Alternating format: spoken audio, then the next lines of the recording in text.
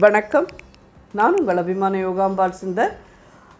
இன்றைக்கி என்ன பார்க்க போகிறோம் அப்படின்னு சொல்லி கேட்டீங்கன்னா, இதுவும் ஒரு என்ன சொல்கிறது, கேரளா டிஷ் ஆர் நீங்கள் எப்படி வேணால் எடுத்துக்கலாம், சைட் டிஷ். இது வந்து புட்டோடு சாப்பிட்லாம், ஆப்பத்தோடு சாப்பிட்லாம், இடியாப்பமோடு சாப்பிட்லாம். கடலைக்கறி, வேறு ஒன்றுமே இல்லை, இந்த கடலைக்கறி தான் நம்ம பண்ண போகிறோம். இது வந்து ரொம்ப ஹெல்த்தியான ஒரு இது. மார்னிங் டைமில் நமக்கு எப்படி இங்கே வந்து இட்லியோ அதே மாதிரி அவளுக்கு வந்து இங்கே புட்டும் கடலைக்கறி, அது கடலை வந்து உங்களுக்கு full protein. So protein and carb ரெண்டும் சேர்ந்து அவளுக்கு காத்தால வேளையில் எடுத்துட்டோன்னா ஹோல் டே அவளுக்கு ஹோல் இது கிடைக்கும். அதனால் அவள் வந்து எப்பயுமே மார்னிங்கில் நீங்கள் அங்கே எங்கே பார்த்தாலுமே கிடைக்கும் புட்டும் கடலைக்கறியும் தான். அந்த கடலைக்கறி எப்படி பண்ணுறதுன்னு பார்க்க போகலாம். அது ஒருத்தர் ஒரு மாதிரி பண்ணுவா. இன்றைக்கி இது நான் என்னுடைய ஸ்டைலில் பண்ணுறேன். நான் எப்படி ஆத்திக் பண்ணுவேனோ அது மாதிரி நான் பண்ணுறேன். ஐ திங்க் உங்கள் எல்லாருக்கும் கண்டிப்பாக அது பிடிக்கும்னு நினைக்கிறேன். பார்க்கலாம் ஒன் பை ஒன்.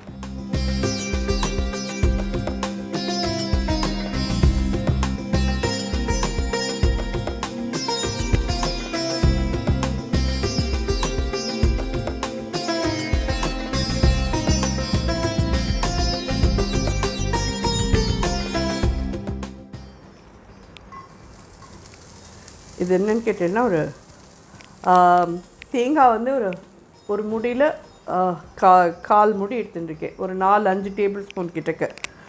நம்மளோட சனா எவ்வளோ நான் வேக போட்டு வச்சுருக்கேன்னு கேட்டேன்னா, இதில் என்ன ஒரு 8 hours நல்லா வெந்நீர் போட்டு ஊற வச்சுட்டு அதுக்கப்புறமா 8-10 விசில் கொடுத்து வாங்கியிருக்கேன். இந்த அளவுக்கு மசிஞ்சு வெந்துடுத்து. இப்படி நல்லா மையாக இருக்கணும், அப்போ தான் அது நல்லாயிருக்கும். இது வந்து எவ்வளோன்னு கேட்டேன்னா, ஒரு 1/2 கிலோ கிட்ட சனா போட்டிருக்கேன் நான். எங்களுக்கு அவ்வளோ தேவை, ஒரு 5-6 பேருக்கு மேலே நாங்கள் இருக்கோம். எங்களுக்கு அவ்வளோ தேவை, அதனால் நான் போட்டிருக்கேன். உங்களுக்கு எவ்வளோ வேணுமோ அதை பார்த்து நீங்கள் போட்டுக்கோங்க. இது நல்ல ஒரு ப்ரௌனாக ஆற வரைக்கும் இதை வறுத்துடணும்.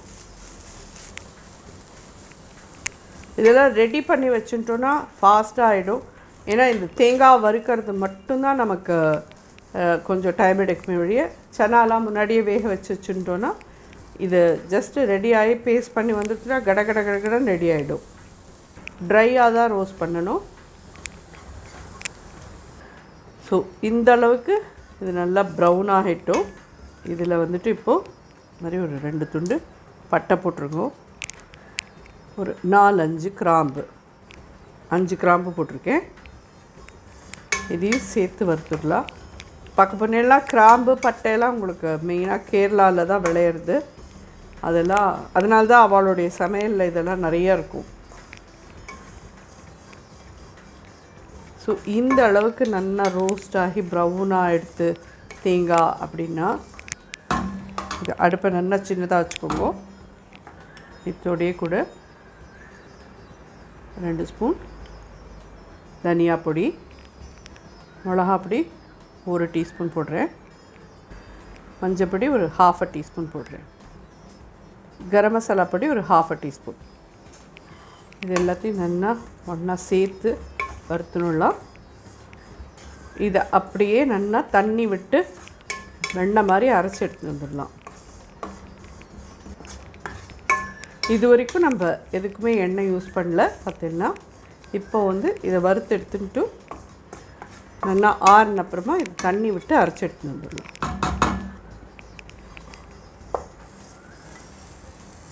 ஸோ ஒரு கடாயில் வந்துட்டு நல்லா ஒரு 4 டீஸ்பூன் எண்ணெய் விட்டுருக்கேன்.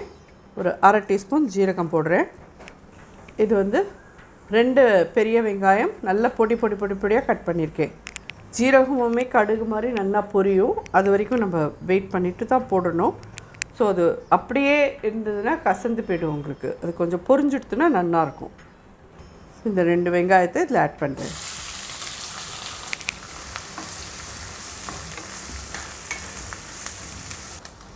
ஸோ ஒரு 1 இன்ச் துண்டை இஞ்சியை நல்லா திருகிட்டு இதில் போட்டுருங்க. கருவேப்பிலை, அந்த இஞ்சி போட்ட இடத்துலையே பூண்டு பிடிச்சவா பூண்டையும் நல்லா நீங்கள் திருகி போட்டுக்கிறேன் போட்டுக்கோங்க. நான் போடலை பூண்டு. தக்காளி இதே மாதிரி 2 தக்காளி,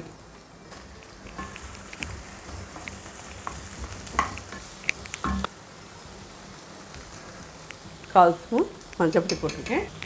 இது சீக்கிரம் வதங்கிறதுக்கோசரம் இதில் ஒரு 1/4 ஸ்பூன் உப்பு போடலாம். சில பேர் வந்து இதில் தக்காளி யூஸ் பண்ண மாட்டா, சில பேர் தக்காளி யூஸ் பண்ணுவா. உங்கள் சௌகரியம், உங்களுக்கு எப்படி பிடிக்குமோ, எப்படி உங்களுக்கு வேணுமோ, அந்த ஒரு சின்ன புளிப்பு டென்ஸ் இருந்ததுன்னா நல்லாயிருக்கும் இது.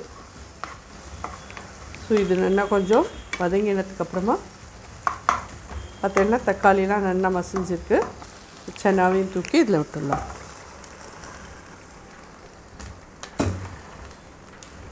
இப்போ இந்த வேக வச்ச தண்ணி கொஞ்சம் இதில் ஆட் பண்ணிக்கலாம். தேவையான உப்பை இதில் ஆட் பண்ணிடலாம். ஓகே, மூடி போட்டு ஒரு 5 to 10 minutes இது அப்படியே வேகட்டும். அதுக்கப்புறமா நம்ம அரைச்சி விழுதி இதோட சேர்த்து போட்டு நல்லா கொதிக்க விட்டோன்னா ரெடி ஆகிடும் இந்த கடலைக்கறி. ஸோ இது ஒரு 5 minutes கழிச்சு நம்ம பார்க்கலாம். ஸோ நம்ம இந்த வருத்தம் பற்றியெல்லாம் எல்லாம் நல்லா தேங்காய் அண்ட் இந்த பட்டை கிராம்பு அண்ட் மசாலா பொடிலாம், காரப்பொடி, கரம் மசாலா பொடி, தனியா பொடி எல்லாம் வருத்தம் இல்லையா, அது நல்லா தண்ணி விட்டு பேஸ்ட் மாதிரி அரைச்சின்னு வந்தாச்சு. இதில் வந்து ஆக்சுவலி நான் ஜீரகம் தாளித்தேன். ஜென்ரலி கடுகு தாளிப்பா. உங்கள் சௌகரியம், உங்களுக்கு கடுகு வேணாலும் தாளிச்சுக்கோங்க, ஜீரகம் வேணாலும் தாளிச்சுக்கோங்க, உங்கள் சௌகரியம் போல் எப்படி உங்களுக்கு தேவையோ அந்த மாதிரி நீங்கள் பண்ணிக்கோங்க. இது நல்லா கொதிச்சுட்டுருக்கு.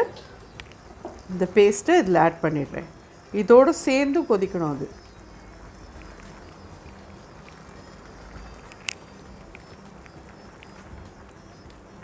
அதே மாதிரி சனாக்கு நீங்கள் உப்பு போட்டு வேக வச்சுருந்தேன்னா மேலே போடுற உப்பு நீங்கள் பார்த்து யூஸ் பண்ணிக்கோங்க. நான் வந்து ரொம்ப ஒரு சின்ன பிஞ்ச் தான் போட்டிருந்தேன், அதனால் மேலே நிறையா போட்டேன் உப்பு.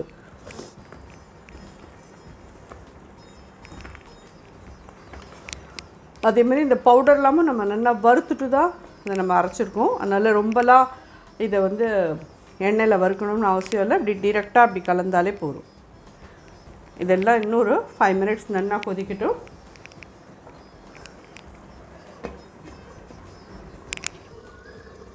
நல்லா ஒரு 5 minutes இது நல்லா கொதிச்சுட்டு டோட்டலாக ஒரு 15 minutes கிட்ட இது எல்லாத்தையும் கொதிக்க விட்டேன்னாலே போதும். ஒன்றா சேர்ந்து இந்த கடலைக்குள்ளே இந்த மசாலாவோட இதெல்லாம் இறங்கிக்கும். இது வந்து பியூர்லி ஆப்ஷனல். நான் ஜஸ்ட்டு ஒரே ஒரு கரண்டி தேங்காய் பால் இதில் விடுறேன். வேண்டாங்கிறவா விட வேண்டாம், இது மட்டுமே போதும். அப்படியே